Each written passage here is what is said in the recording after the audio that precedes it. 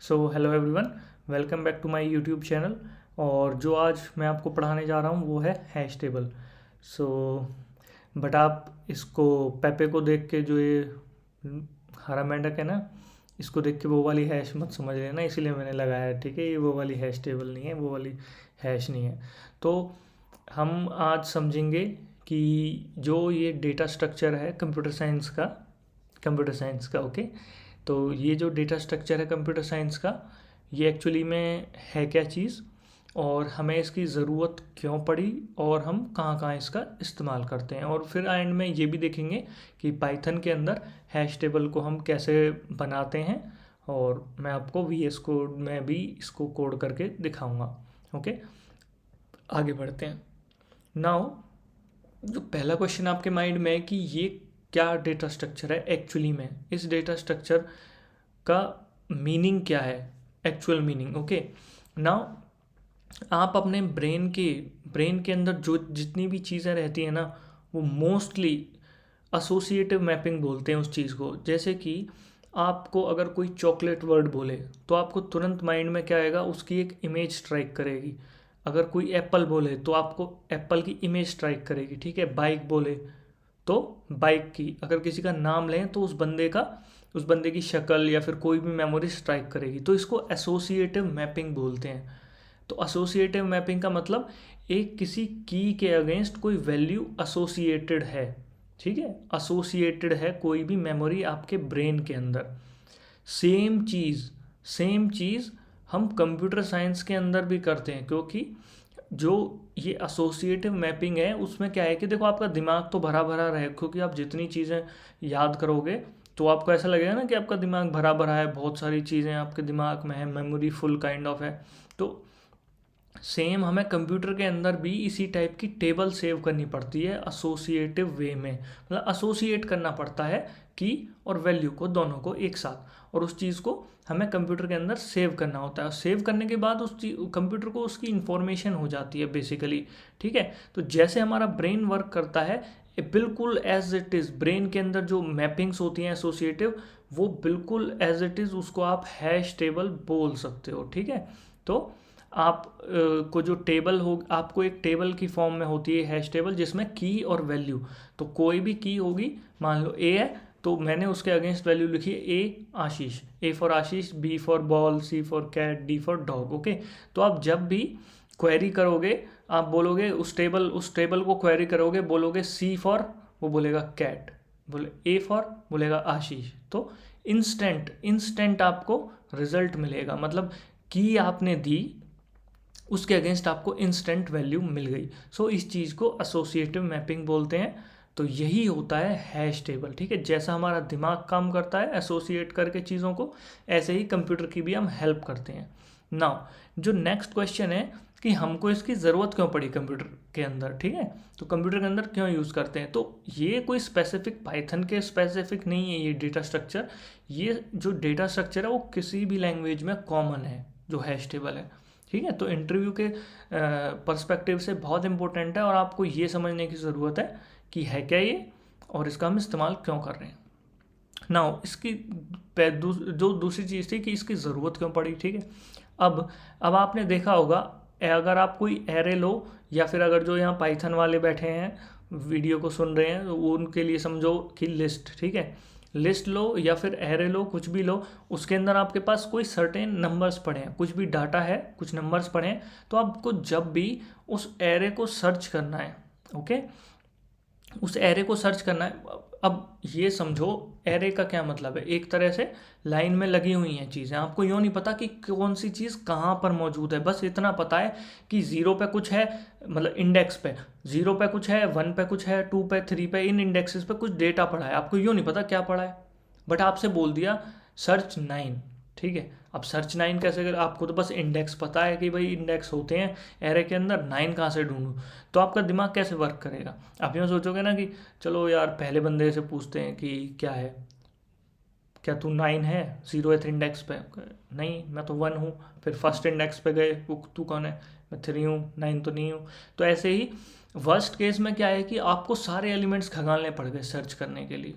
ठीक है। तो अगर ये चीज़ प्रॉब्लमेटिक कब होगी, अगर मान लो आपके पास 1 मिलियन नंबर्स हैं किसी एरे के अंदर, 1 मिलियन नंबर्स हैं और उसमें से आपको 9 ढूंढना है और लेट से 9 सबसे आखिरी में मौजूद है, तो आपको तो पूरा 1 मिलियन सर्च करनी पड़ जाएंगी उस एरे में, तो ये तो प्रॉब्लमेटिक थिंग है।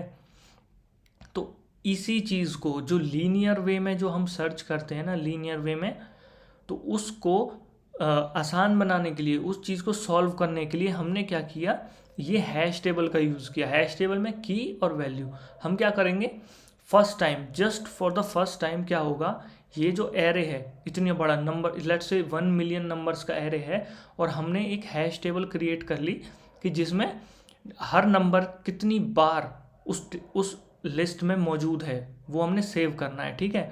तो लेट से 13869 की हैश टेबल बनाते हैं और उसमें जो वैल्यू के अंदर हम रखेंगे number of count for that element, वो हम सेव करेंगे, तो 1 आया, ठीक है। अभी मैंने क्या किया, इनिशियलाइज कर दिया टेबल को, 0 से 9 तक नंबर थे, हमने लिस्ट में, हमें पता था कि लिस्ट में 0 से 9 तक नंबर है, ओके, नो प्रॉब्लम। अब हमने सबका काउंट फिलहाल 0 ले लिया। नाउ 0 लेने के बाद अब आप देखो, जैसे ही 1 पे आया, मैं 1 पे गया और 1 का अपडेट कर दिया, जो नंबर ऑफ अकरेंस है 1। 3 आया, 3 का अकरेंस कर दिया 1। 8 का अकरेंस कर दिया मैंने 1 इधर नीचे जाके, ऐसे ही 6 का कर दिया, ऐसे ही 9 का कर दिया, ओके। मैंने अपनी हैश टेबल तैयार कर ली, बाकी जो नंबर्स हैं वो है ही नहीं, तो इसलिए उनकी 0 है, तो अपडेट नहीं हो। सिर्फ एक ही बार आपको ये लीनियर ऑपरेशन परफॉर्म करना है, सिर्फ एक बार। आप कहोगे कि यहाँ पे भी तो मिलियन टाइम्स आपको एक एलिमेंट के पास जाना पड़ेगा ये हैश टेबल बनाने के लिए। हाँ, for the first time only, ठीक है। तो आप देखो, कोई सर्चिंग एप्लीकेशन बना रहे हो तो ऐसा तो है नहीं सिर्फ उसमें सिर्फ एक ही बार पूरे ज़िंदगी में सर्च होगा। सर्चिंग एप्लीकेशन बना रहे हो, आपने हैश टेबल बना ली, एक सर्च के बाद उसके बाद मिलियंस ऑफ जो सर्च होंगी, जो और नंबर की सर्चेज होंगी, तो वो तो सीधे आसान हो जाएगा ना। तो क्या होगा, जैसे मैंने बोला 9 सर्च करो, तो हैश टेबल में मैं सीधे 9वें इंडेक्स पे ही जाऊँगा, सीधे 9वीं की के ऊपर कूदूंगा। मतलब मुझे की दे रहे हैं, मैं सर्च फॉर की 9, अगर इसके अगेंस्ट 1 सेव है तो इसका मतलब क्या है, ये प्रेजेंट है, प्रेजेंट है, ठीक है। तो आपको आपका आंसर कितने बारी में मिला, कितना बार आपको सर्च करना पड़ा, सिर्फ एक बार। आप कितनी भी सर्च कर लो, मिलियंस ऑफ सर्च कर लो, इसमें आपको आंसर मिलेगा एक बार में, पहली बार में सीधा आंसर मिलेगा, ठीक है। तो जब ये इतनी ज़बरदस्त सर्चिंग के लिए ये डेटा स्ट्रक्चर है, तो इसको हर जगह क्यों नहीं यूज़ करते। जो इसका ड्रॉबैक है वो है स्पेस, जो ये स्पेस घेरता है, ठीक है। जो ये टेबल है ना आपकी इतनी लंबी चौड़ी, ये जो टेबल बना रखी है, ये हमें सेव करनी पड़ती है, ये इंफॉर्मेशन कंप्यूटर के अंदर हमें सेव करनी पड़ती है, जो कि लेगी आपका मेमोरी स्पेस, ठीक है। लेट से आपके मिलियंस ऑफ नंबर्स थे, वो हर एक की मिलियंस ऑफ कीज़ थी, हर एक के लिए अगेंस्ट वैल्यू थी, तो उस दौरान ये चीज़ बहुत नुकसानदेह भी हो सकती है कि आपके पास उतना स्पेस ही ना हो मेमोरी का कि आप इतनी बड़ी टेबल बना सकें, ठीक है। तो हर सिचुएशन में ये नहीं यूज़ हो सकती, कहीं कहीं ये फ़ायदेमंद होती है, कहीं कहीं इसको हम नहीं यूज़ कर सकते कि हमारे पास डेटा ही इतना है कि की वैल्यू पेयर बनाने में मेमोरी ऑपरेशन बहुत बढ़ जाएगा। तो इसलिए इसकी टाइम कॉम्प्लेक्सिटी ऑर्डर ऑफ 1 की होती है, मतलब पहली बार में मिल जाएगा। Space complexity order of n, मतलब जितने एलिमेंट्स हैं ना वो सब सेव करने पड़ेंगे आपको, ओके। आगे बढ़ते हैं, इसके रियल वर्ल्ड यूज़ केसेस क्या हैं। मेनली आपको देखो ये दिमाग में रखना है कि आपको देखो इतनी चीज़ डेफिनेटली समझ में आ गई होगी कि ये चीज़ हमें कहाँ लगानी है। जहाँ भी आपको सर्चिंग फास्ट चाहिए और आपके पास मेमोरी है, आपके पास मेमोरी बहुत है, कोई दिक्कत नहीं है आपको स्पेस की, और आपको सर्च चाहिए अपनी बहुत फास्ट, ठीक है। आप कोई ऐसी एप्लीकेशन डिज़ाइन कर रहे हो तो जहाँ आपकी सर्चिंग फास्ट होनी चाहिए, लेट से सर्च इंजन है गूगल जैसा, तो वहाँ पे ये एसोसिएटिव मैपिंग बहुत काम आएगी, ओके। सो आपसे इंटरव्यू में अगर पूछें कि हैश टेबल को कहाँ यूज़ करना चाहिए, तो आपको सिर्फ ये जवाब होना चाहिए कि जहाँ हमारे को सर्च की डिमांड, जहाँ हमें सर्च बहुत फास्ट करनी है और हमारे पास मेमोरी का कोई कांस्टेंट नहीं है या फिर मेमोरी काफ़ी है, सफिशेंट वे में अवेलेबल है, तो वहाँ पे डेफिनेटली आंख बंद करके आप हैश टेबल का यूज़ करोगे। बट अगर जहाँ मेमोरी कम है तो वहाँ पे हैश टेबल आप नहीं यूज़ कर सकते। ठीक है, तो ये याद रखना। पाइथन में आप इसको कैसे यूज़ करते हो, हैश टेबल कैसे बनाते हो, तो पाइथन में जो डिक्शनरी है ना, डिक्शनरी मैंने पढ़ाया भी हुआ है। तो डिक्शनरी क्या होता है, की वैल्यू पेयर का स्टोर होता है ना एक तरह से। इस तरह से यहाँ पे की होती है, यहाँ पे वैल्यू होती है, इस तरीके से। तो यहाँ पे कितने भी की वैल्यू पेयर आप डाल सकते हो, ये डिक्शनरी होती है। तो डिक्शनरी को ही हैश टेबल बोलेंगे हम पाइथन के अंदर। तो आइए हम इसको कोड करके देख लेते हैं और फिर वीडियो लेक्चर को फिनिश करेंगे। Implementing the hash table using the dictionary. तो लेट्स से एक डिक्शनरी बनाते हैं, उसको हैश टेबल ही बोलेंगे। लेट्स से इसको मैं यहाँ पे आ जाता हूँ, इसको बोलता हूँ मैं hash table. Okay, hash table मेरी, इसमें मैं लेट्स से 0 के अगेंस्ट 1 सेव कर देता हूँ, 1 के अगेंस्ट 1 सेव कर देता हूँ, और 3 के अगेंस्ट 0 सेव कर देता हूँ। ओके, तो ये आपकी की हो गई, ये आपकी वैल्यू हो गई। और आप एक और हैश टेबल भी बना सकते हो कि मान लो इस एग्जाम्पल उतना पसंद नहीं आ रहा, hash table underscore 2 equals to, आप ऐसे भी लिख सकते हो, a for apple. Okay, let's say b for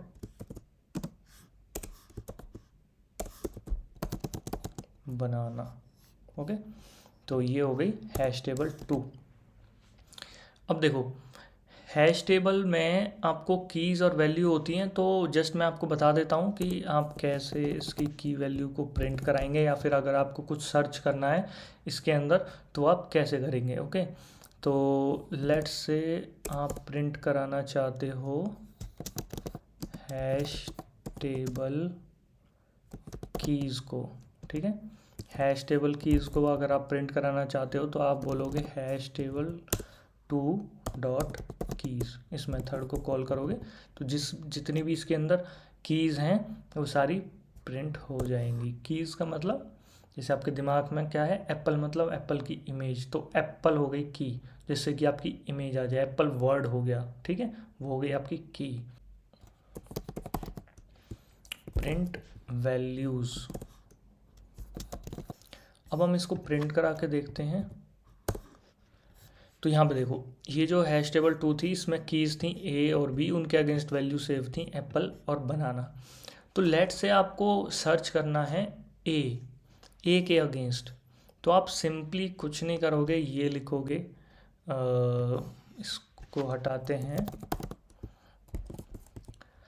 आपको जस्ट लिखना है हैश टेबल 2 ब्रैकेट में जो भी की है आपकी, ठीक है, की थी ए, तो उसकी वैल्यू आपको निकल के आ जाएगी इंस्टेंट, ऑर्डर ऑफ 1 टाइम में, तुरंत।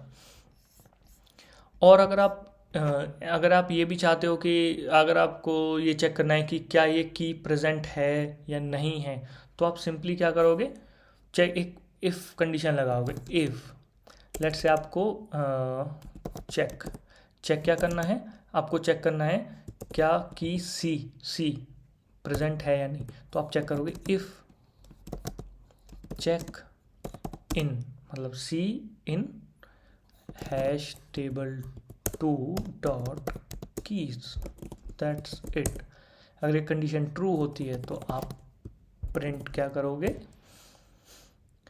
हैश टेबल 2, इसके अंदर आप डालोगे चेक। मतलब कहने का मतलब ये है कि अगर ये की हैश टेबल में प्रेजेंट है तो इसकी वैल्यू प्रिंट कर रहा हूँ मैं, अदरवाइज मैं बोलूँगा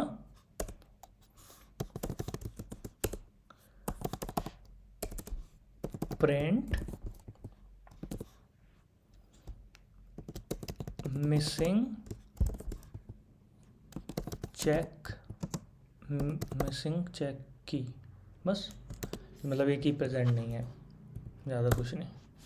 देखो मिसिंग सी की, तो जब सी था ही नहीं तो वो इसलिए हम एल्स ब्लॉक में आ गए। बट अगर यहाँ पर मैं बी डाल देता हूँ ना तो ये क्या करेगा, आपका बनाना को प्रिंट कर देगा। देखो ठीक है, तो ये हैश टेबल होता है बेसिकली, एसोसिएटिव मैपिंग बोलते हैं, just like your brain, that's it, nothing. कोई दूसरी चीज़ ही नहीं सोचनी है आपको। तो आई होप आपको हैश टेबल समझ में आया होगा। इसके बाद में हैश टेबल बेस्ड एक प्रॉब्लम नेक्स्ट वीडियो में आपको सिखाने वाला हूँ, इसीलिए मैंने ये वीडियो बनाया, तो वो प्रॉब्लम ताकि आप सीधे चुटकियों में सॉल्व कर सको।